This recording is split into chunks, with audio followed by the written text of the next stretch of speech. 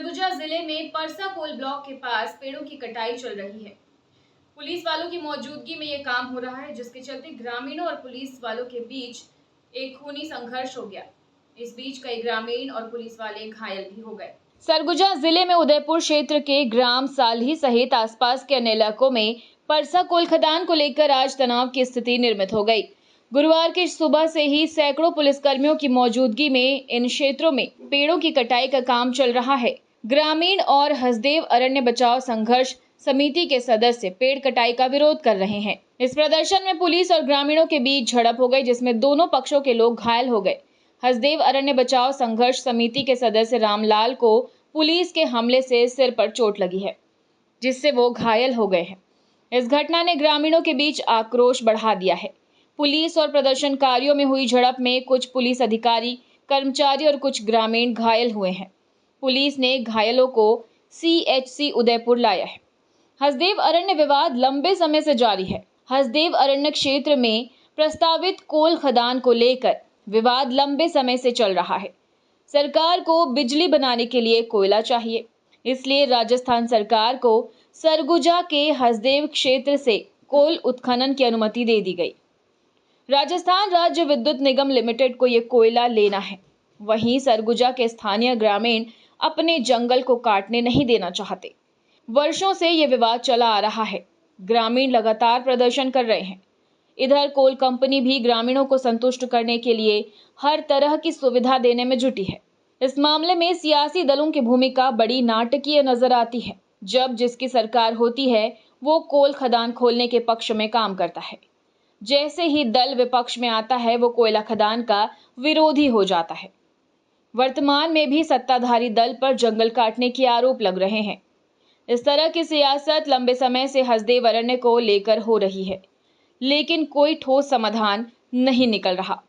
नतीजतन अब विरोध हिंसक रूप ले चुका है।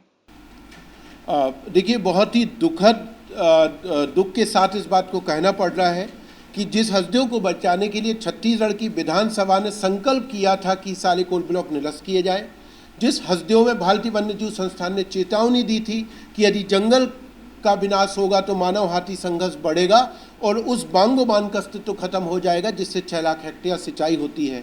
वहाँ की ग्राम सभाएं, जो 5वीं अनुसूची की ग्राम सभाएं हैं, जो लगातार विरोध कर रही हैं और अपने विरोध को पुख्ता करने के लिए और न्याय के लिए 300 किलोमीटर पैदल चल के राज्यपाल से मिले थे। इन तमाम तथ्यों को दरकिनार करते हुए और सिर्फ एक उद्योगपति के दबाव के चलते हसदेव के जंगल का विनाश किया जा रहा है। कल और परसों, आज और कल जो जंगल कटा है, परसा कोल ब्लॉक ये नया कोल ब्लॉक है और इसके जो प्रभावित गांव हैं, जो ग्राम सभाएं हैं, इन्होंने कभी भी ग्राम सभा में कोई सहमति नहीं दी।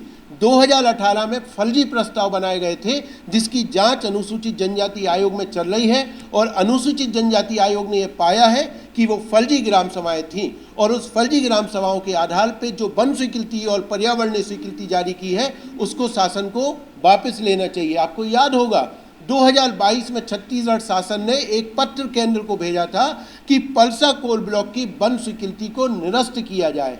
जिस परसा कोल ब्लॉक को निरस्त करना चाहिए था, आपने हजारों की संख्या में फोर्स लगा के और पेड़ों का विनाश किया है। वहाँ के जो धार्मिक आदिवासियों के देव स्थल है, बूढ़ा देव, उनके जंगल को काट दिया गया और जब लोग उसको विरोध कर रहे हैं, उस जंगल को कटने से रोक रहे हैं कि ये हमारा संवैधानिक अधिकार है बचाने का, आप हमारे जंगल का विनाश मत करिए, तो पुलिस लाठीचार्ज कर रही है, दमन कर रही है। लोग बोल रहे हैं दमन हो रहा है। अरे, बिना अनुमति के पुलिस का आना ही उस जंगल में पहली हिंसा है।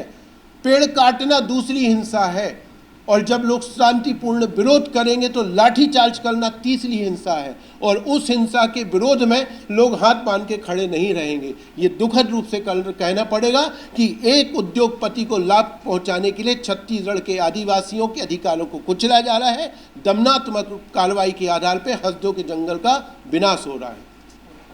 तीन कोल ब्लॉक राजस्थान को आवंटित है। परसा ईस्ट केतेवासन दूसरा चरण, जिसके लिए 2.5 लाख पेड़ कटना है। परसा कोल ब्लॉक जो कल से शुरू हुआ है, 6000 पेड़ कटना है, 6000 पेड़ कटा है अभी और इस परियोजना के लिए 90,000 से लेके 1 लाख पेड़ कटना है। और तीसरा केते एक्सटेंशन कोल ब्लॉक है, जिसके लिए 6 से 7 लाख पेड़ कटना है। अभी इन तीनों परियोजनाओं के लिए आने वाले दिनों में कुल 9 से 10 लाख पेड़ कटना है। और आप ये समझिए कि यदि ये 9 से 10 लाख पेड़ कटे तो ये छत्तीसगढ़ जो है, ये जो हसदेव है, छत्तीसगढ़ का फेफड़ा है। ये मध्य भारत का सबसे समृद्ध जंगल है, जैव विविधता से परिपूर्ण है। सिर्फ हसदेव के कुछ गांव विस्थापित नहीं होंगे, जांजगीर के 6 लाख किसान पानी के लिए तरस जाएंगे। रायपुर से लेके, बिलासपुर से लेके, कोरबा से लेके सरगुजा के लोगों को पानी नहीं मिलेगा। और ऑक्सीजन जो हमें मिल रहा है उसका संकट हमने कोविड में देखा है, उसके जो संकट होंगे ये हम सबको झेलना होगा।